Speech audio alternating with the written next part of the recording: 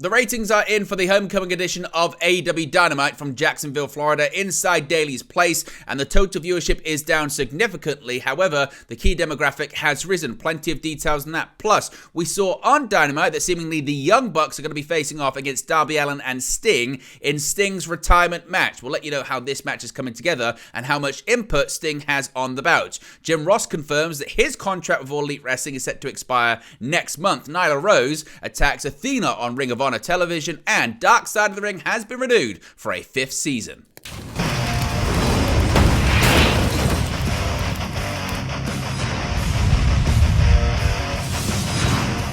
Hey guys, welcome back to Wrestling News 365. Hope everyone is doing very well. As always, there are plenty of news stories to get into in the world of professional wrestling. Let's start off talking about the ratings for AEW Dynamite on TBS. Of course, as I mentioned, the special homecoming edition of the show from Daily's Place in Jacksonville, Florida. And the ratings have been released for the recent episode of AEW Dynamite that aired this past Wednesday, revealing a decline in viewership for the show. According to WrestleNomics, the homecoming special episode saw an average of 797,000 viewers on TBS, which is lower than last week's 801,000 viewers. It also marks one of the lowest episodes under 800,000 viewers since October 25, when the show only had an average of 774,000 viewers. While the episode didn't perform well in total viewership, it did excel in the key 18 to 49 demographic with a viewership of 377,000 and a 0.29 in the 18 to 49 rating, marking a 12% increase from last week's rating of 337,000 viewers and a 0.26 18 to 49 rating in the demo. According to the report from WrestleNomics, the total viewership decreased by 16% and the average 18 to 49 rating was down 10% when comparing January 2024 to January 2023. Now, the January 10 episode opened with Hangman Adam Page defeating the Blackpool Combat Club's Claudio Castagnoli. There was also 2 additional matches dedicated to the late Brody Lee. The first saw AEW International Champion Orange Cassidy, Adam Copeland, Dustin Rhodes, and Preston Vance defeat Lance Archer, the Ring of Honor World 6-Man Tag Team Champions Brian Cage, Bishop Corn, and Toa Leona. The second tribute match to Lee saw Anna Jay, Chris Statlander, Thunder Rosa, and Willow Nightingale defeat the TBS champion Julia Hart, Sky Blue, Ruby Soho, and Saraya.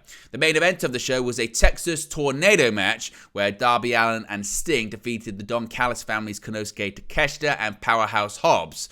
After Allin and Sting's victory, the Young Bucks made their return for the first time since losing to Chris Jericho and Kenny Omega at Full Gear, marking their return to programming with an apparent heel turn and seemingly planting the seeds for Sting's retirement match at AEW Revolution, which we'll talk about in just a second. But what are your thoughts on these numbers? What are your thoughts on the total viewership and the key demographic? Of course, Dynamite hasn't hit over 1 million viewers for quite some time now, and this is quite a steep decline for a show that was heavily promoted, and a special episode being the homecoming from Daily's Place in Jacksonville, Florida. What are your thoughts on this? Is there any way to kind of curb this trend when it comes to AEW Dynamite, or are the ratings going to continue to decline in what is a key year when it comes to media rights negotiations between AEW and Warner Brothers Discovery? Let me know your thoughts about that, as always, in the comments section below. Now, we spoke there about the Young Bucks' return to AEW programming, and seemingly they have been set up to face Sting and Darby Allin in Sting's retirement match. We've got a lot of details on this. Of course, Sting is set to retire after almost 40 years since his debut in professional wrestling. The legendary performer is planned for the Greensboro AEW Revolution show, a city in which he's performed many times. Now, many questions have been put out there as to who his opponent is going to be and how it would be selected. While Sean Ross Sapp of Fightful Select is reporting that Fightful has learned that Sting has had a major say in who is his opponent or opponents will be for his final match. Fightful say they've heard that he's been more keen on continuing to do tag team matches as opposed to a singles match, as he's indicated in the past. The Young Bucks appeared on AEW Dynamite at the end of the January 10 show, hinting that it could be them. As of several weeks ago, that was actively the plan according to Sean Ross Sapp, and one that Sting was on board with. Now, Fightful have been told that Sting getting the right send-off has been a very important thing for AEW President Tony Khan. Fightful have also been told that pretty well whatever Sting wants en route to his send-off, the company has been willing to make happen.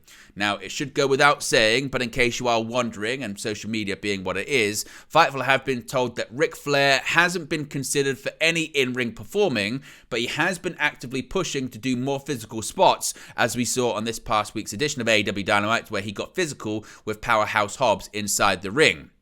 When it comes to the Young Bucks, they have long been planned for a shift in presentation, as highlighted by their change in appearance, specifically the mustaches and the way they were dressed this past Wednesday. So seemingly, it's something that AEW has planned, which is the Young Bucks facing off against Sting and Darby Allin. It is something that Sting is on board with and has had a say over, because he can pretty much do what he wants for his retirement match. So what are your thoughts on this match being the final match for Sting? Does it meet your expectations? Is it underwhelming? If not the Young Bucks, what would you have liked to have seen Sting do in his final match? Considering he's really open to only really doing tag team matches, what other tag team would you have liked to see him face off against if not for the Young Bucks? Would you have wanted to see a singles match? What's your thoughts on it? Let me know, as always, in the comment section below.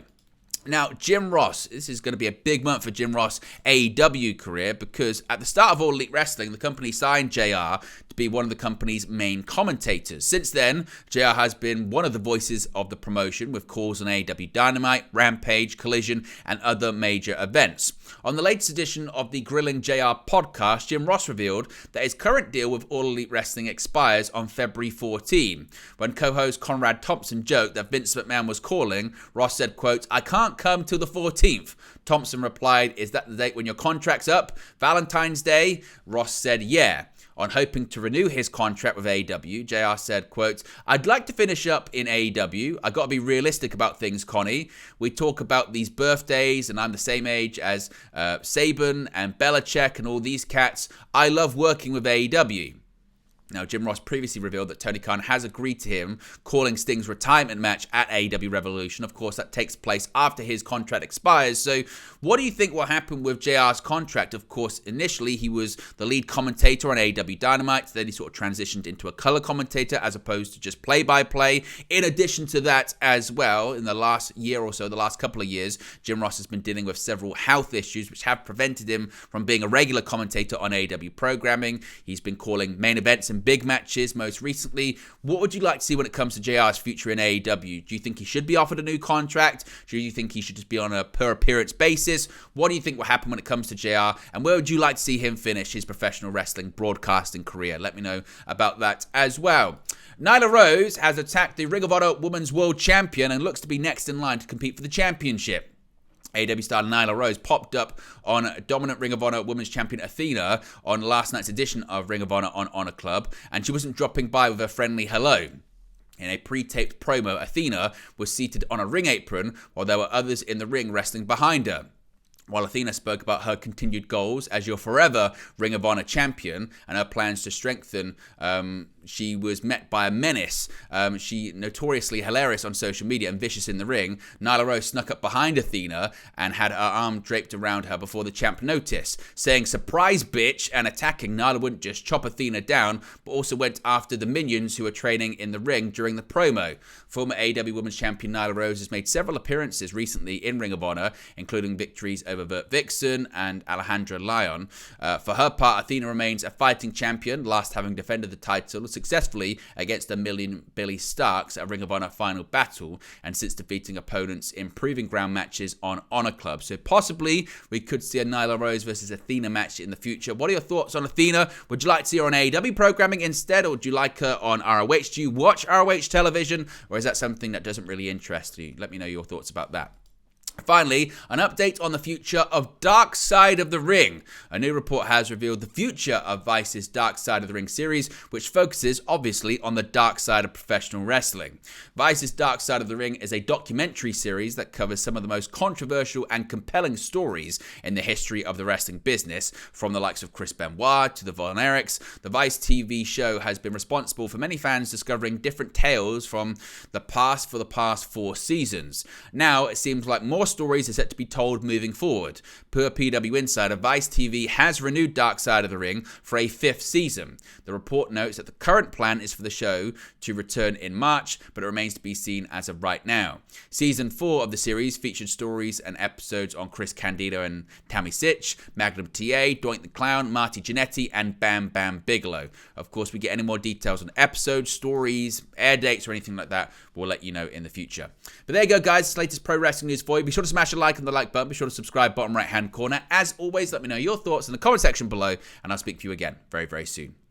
Hey guys, thank you for watching, listening, streaming, or however you come across this video today. Be sure to click on the video on the right there to watch our next video, or click the bottom there to subscribe, or the bottom right-hand corner. Thank you very much, and I'll speak to you again very soon.